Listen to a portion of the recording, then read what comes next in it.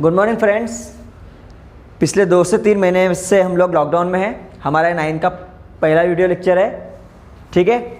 और पिछले 2 से 3 महीने में मुझे नहीं लगता तुमने ज़्यादा अच्छी तरह से पढ़ाई की होगी, क्योंकि 9th फर्स्ट से लेकर 12th तक का सबसे डिफ़िकल्ट ईयर होता है, सबसे डिफ़िकल्ट। 9th अगर तुम 70-80 भी लाते हो तो समझना है कि 10th में तुम लोग के परसेंटेज और 10% से बढ़ने हैं।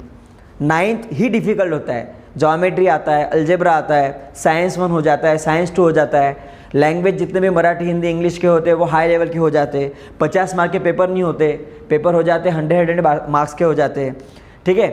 तो आज हम लोग हमारा अलजेब्रा का पहला चैप्टर शुरू करने जा रहे हैं, जिसका नाम है सेट्स। तो सबसे पहले हम लोग सेट के बारे में बात करते हैं कि व्हाट इज सेट। सेट क्या होता है। अगर मैं तुमको एग्जांपल दे दूं कि जाओ 5 लोगों को बुलाओ, बुलाने के बाद उनको बोल दो बिना देखे तुम्हें इस किताब में से, ये अलजेब्रा लो, ज्योमेट्री लो, मैथ्स का किताब, कोई भी किताब, उस किताब में से जितने इजी टॉपिक है ना, वो इजी टॉपिक एक पेज के ऊपर लिखो। अगर मैंने 5 बच्चों को, अलग अलग बच्चों को बोला और बाद में फिर 10 मिनट के बाद मैंने अगर चेक किया तो तुम्हें क्या लगता है, 5 बच्चों के जो इजी टॉपिक उनको लगते हैं वो सेम होंगे आंसर में? तो तुमको बताया नहीं सर, जो हमें इजी लगता है वो दूसरे को इजी कैसे लग सकता है, और जो दूसरे को लगता है वो मुझे ऐसे इजी कैसे लगेगा। तो उसको हम लोग सेट नहीं बोलते। जो यूनिवर्सल जो बात अपीलिंग नहीं होती है, जो अपील नहीं कर पाते, सारी बात वो अग्री नहीं कर पाते, उसको हम लोग सेट नहीं बोलते। मैंने बोल दिया जाओ अपने गांव के, तुमको प्रोजेक्ट दे दिया, अपने गांव के कुछ अमीर लोगों की लिस्ट लेके आओ।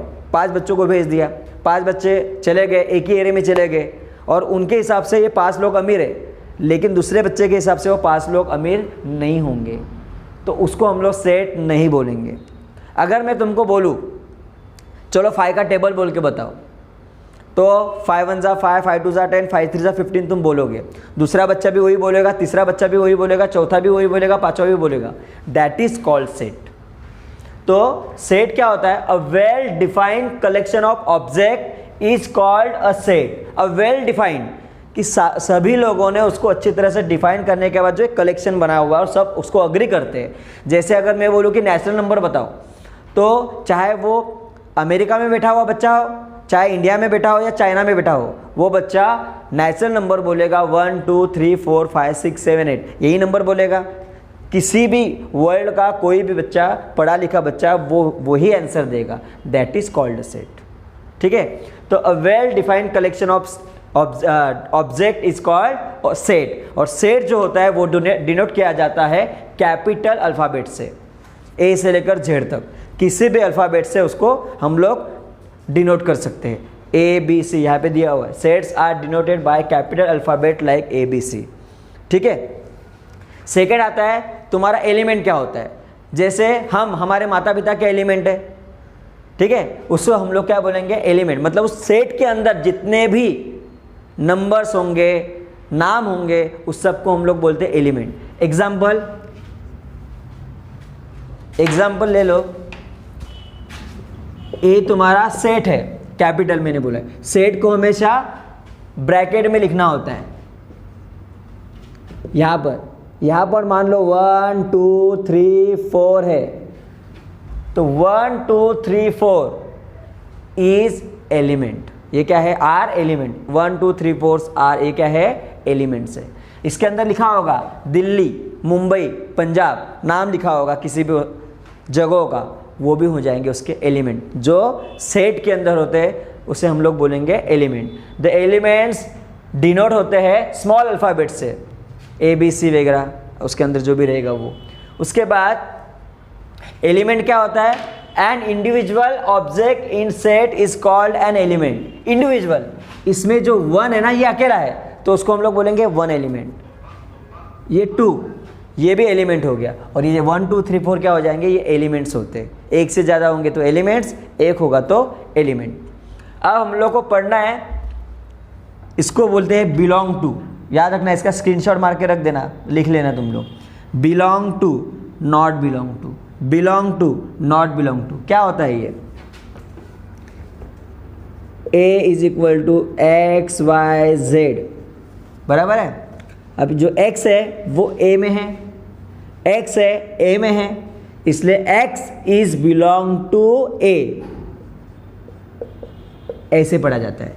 x is belong to a, x is belong to a, मतलब x जो है वो a का एक हिस्सा है, a के सारे हिस्सों में से ये एक हिस्सा है, तो बिलोंग टू बोलते हैं। और अगर इसके अंदर एक्स वाई जेड है और उन्होंने बोला है, दिया हुआ है P, अब मुझे बताओ P जो है इसके अंदर है क्या? नहीं है। B is not belong to A, B is not belong to A। तो कुछ बातें थी। सेट क्या होता है? जो सेट सारे लोग अग्री करते हैं, सारी बातें सारे लोगों की जुबान पे रहता है, that is called a set. A well defined collection of object is called a set. उसके अंदर जो सेट के अंदर जो एलिमेंट होते हैं 1 2 3 4, किसी का नाम, किसी पर्सन का नाम, दैट इज योर एलिमेंट। एक से ज़्यादा होंगे तो एलिमेंट्स होता है। इसको डिनोट किया जाता है कैपिटल से, इसको डिनोट किया जाता है स्मॉल लेटर से। उसके बाद बिलोंग टू, बिलोंग, अगर कोई भी चीज़ किसी सेट का हिस्सा है तो उसको बोलेंगे बिलोंग टू, हिस्सा नहीं है तो बोलेंगे नॉट बिलोंग टू। अब सेट पढ़ने के दो मेथड है। एक मेथड का नाम है लिस्टिंग मेथड, उसी को हम लोग बोलेंगे रोस्टर फॉर्म। दूसरा मेथड है रूल मेथड, उसी को हम लोग बोलेंगे सेट बिल्डर फॉर्म। इसके ऊपर हम लोग बात करेंगे आगे थोड़ी देर बाद।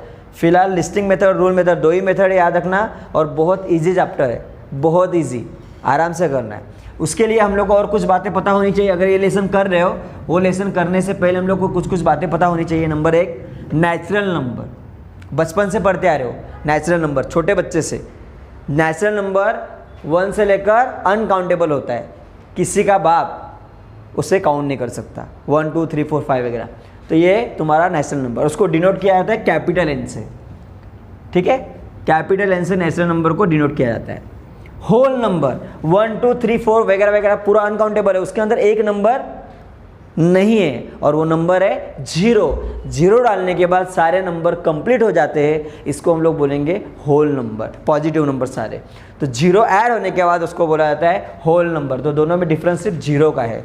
1 2 3 4 नेचुरल नंबर है और ये whole number. Whole number W से डिनोट किए जाते हैं।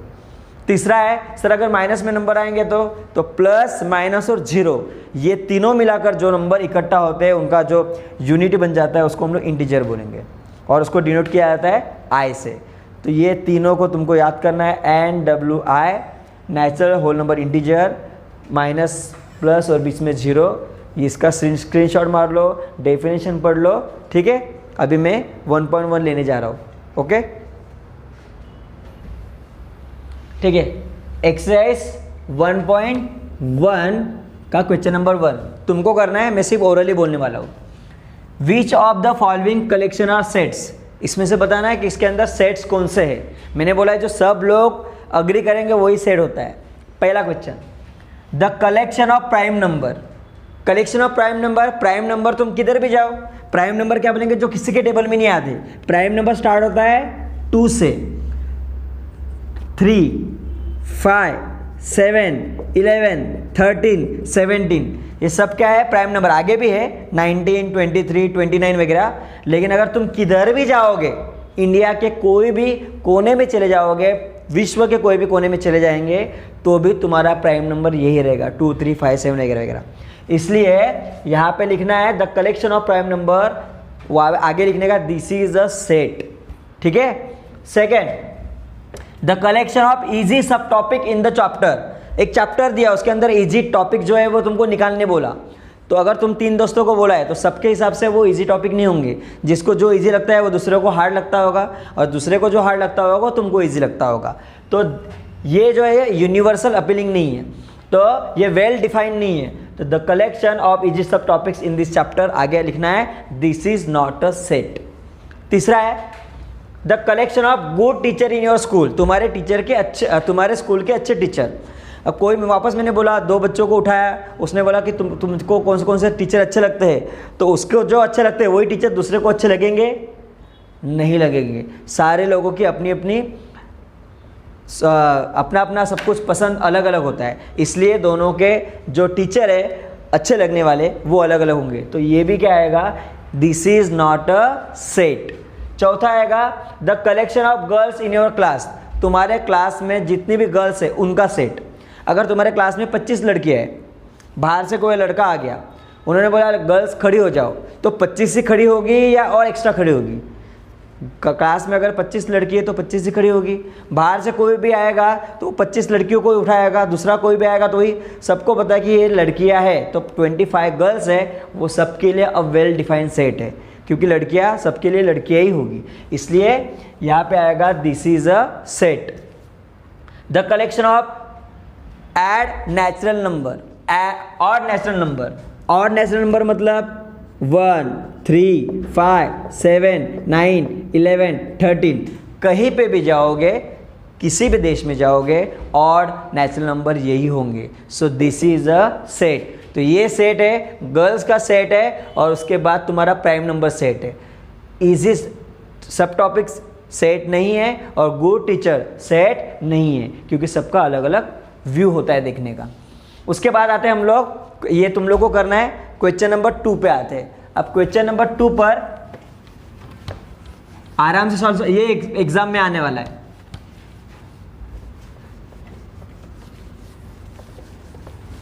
अब इसका लिस्ट बनाना है। क्या बोला है? Write the following set in the roster form, मतलब लिस्टिंग मेथड बनाना है। तुमको कुछ नहीं करना है, एकदम आराम से जो क्वेश्चन दिया होगा उसी के नीचे वही नाम लिखना है। ए क्या बोला है? X A is a set of X such that X is a month of Gregorian year having not 30 days. Gregorian year मतलब मालूम है ना, जनवरी फरवरी वगैरह जो होता है वो। अभी 12 महीने होते हैं, लेकिन उन्होंने बोला है नॉट हैविंग 30 डेज। ऐसे महीने लिखने हैं जिनके अंदर 30 दिन नहीं होते। अब जान में कितने होते हैं? 31।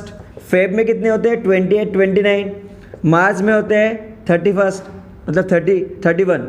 अप्रैल में 30, मई में 31, जून में 30, जुलाई में 31, अगस्त में 31, सितंबर में 30, अक्टूबर में 31, नवंबर में 30 और दिसंबर में 31। अब उन्होंने बोला है नॉट हैविंग 30 डेज, 30 दिन नहीं होने चाहिए, तो 30 दिन वालों को तुमको कट करना है। अप्रैल कट गया, उसके बाद जून कट गया, सितंबर कट गया, नवंबर करना है। बाकी सारी बातें तुम लोग के ए में आ जाएगी। कहाँ से? जान, फेब, मार्च, ठीक है। मार्च के बाद आ जाएगा जैन, फेब, मार्च, मई के बाद आएगा July and August, October and December. This is your answer. इतना लिखने के लिए तुमको पेपर में 1 मार्क मिलता है, सिर्फ इतना नाम लिखना है। क्वेश्चन नंबर 2 पे आते हैं। Colour in the rainbow. Rainbow का कलर कितने होते हैं तुमको पता है? 7, ठीक है। 7 कलर में एक होता है तुम्हारा वॉयलेट, तुम स्पेलिंग लिख लेना, पीछे आंसर दिए हुए। वॉयलेट के बाद रहता है तुम्हारा इंडिगो, इंडिगो के बाद रहता है तुम्हारा ब्लू, ब्लू के बाद होता है तुम्हारा ग्रीन, ग्रीन के बाद होता है तुम्हारा येलो, येलो के बाद होता है ऑरेंज, ऑरेंज के बाद होता है रेड, ठीक है। पूरा नाम आराम से तुम लोग लिख लेना, इजी है, सिर्फ लिस्ट बनाना है आराम से। उसके बाद आता है सी। क्या बोला है? Is an integer and greater than -4 and smaller than 4। -4 से बड़ा, तुमको मालूम है माइनस में जितना छोटा नंबर होता है वो बड़ा होता है। -4 से बड़ा कौन सा होगा? -3। उससे बड़ा होगा -2, उसके बड़ा होगा -1। 4 से छोटा बोला मतलब तुमको 3 तक जाना है। -3, -2, -1, 0, 1, 2, 3। बिटवीन नंबर लिखने हैं, -4 और 4 के बिटवीन नंबर, 4 से छोटा 3, 2, 1, 0, फिर -1, -2, -3। ये तुम्हारा आंसर आ जाएगा। -3, -2, -1, 0, 1, 2, 3। इजी है। उसके बाद आता है इंटीजर, बोला है -3 से ग्रेटर बट 3 से इक्वल भी और स्मॉलर भी। याद रखना, ये डिफरेंस बताया था तुमको।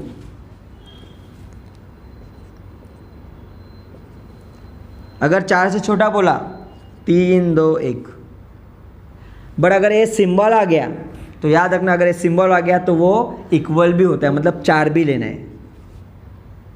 जब ऐसा सिंबल आएगा तो सामने वाला नंबर नहीं लेना है, लेकिन अगर ऐसे सिंबल आएगा तो सामने वाला नंबर लेना है। ठीक है, तो यहाँ पर आ जाएंगे d इज इक्वल टू -3 से बड़ा। देखो यहाँ पे सिंबल नहीं है तो -3 नहीं लेना है, वो छोड़ कर लेना है। मतलब -2 -1 0 1 2। यहाँ पे 3 के नीचे इक्वल का सिंबल है, मतलब 3 भी लेना है। ठीक है, -2 -1 0 1 2 3, ये तुम्हारा आंसर। और लास्ट जो है वो ज़्यादा समझ के लिखना है। बहुत सारे लोग डायरेक्ट आंसर बता देते हैं, आंसर कहाँ से आया पता नहीं रहता है, शायद पीछे का आंसर मैच भी नहीं होगा, लेकिन जो सही आंसर वही मैं तुमको बता रहा हूँ। लास्ट वाले का पेपर में सॉल्व करके नहीं बताना, डायरेक्ट आंसर लिखना रहता है पेपर में। मैं भी डायरेक्ट आंसर लिखने वाला हूँ, लेकिन कैसे आया वो बता रहा हूँ। n-1 का क्यूब बोला है, और उन्होंने बोला है जो n है ना वो w का बिलोंग टू w है। w मतलब होल नंबर, मैंने बताया हुआ 5 मिनट पहले, होल नंबर। अब होल नंबर क्या होते हैं, 0 से स्टार्ट होते हैं, और उन्होंने बोला है जो नंबर है वो 3 से छोटा होना चाहिए। 3 से छोटा मतलब ये नंबर नहीं लेने, हाँ। 3 से छोटा क्या होता है, 2 1 0 भी लेना है क्योंकि होल नंबर है। तो यहाँ पर क्या करो, 0 1 2 n के जगह पे डालना है, 0 1 2, बीच में माइनस माइनस माइनस, यहाँ पर 1 1 1, bracket bracket bracket, cube cube cube.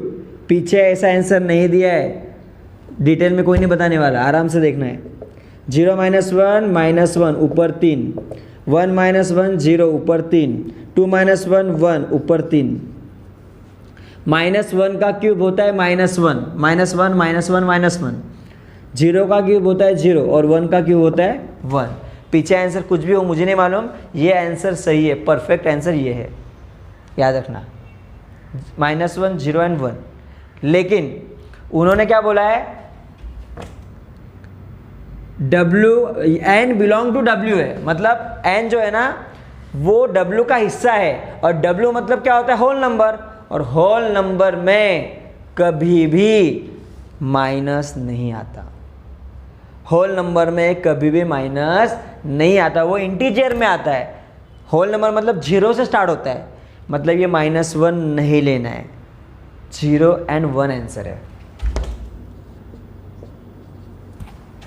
ये 0 और 1 कैसे आया वो बताने के लिए मुझे ऐसा लगा। आंसर 3 आना चाहिए तो 3 आना, उधर 3 लिखना है, -1 0 1। बट ये भी पढ़ना जरूरी है, n बिलोंग टू w मतलब होल नंबर में माइनस नहीं होता, तो माइनस वाले को करना है कैंसिल। ठीक है, क्वेश्चन नंबर 3 है, हम लोग कल बनाएंगे क्योंकि वो थोड़ा सा टफ है। ठीक है।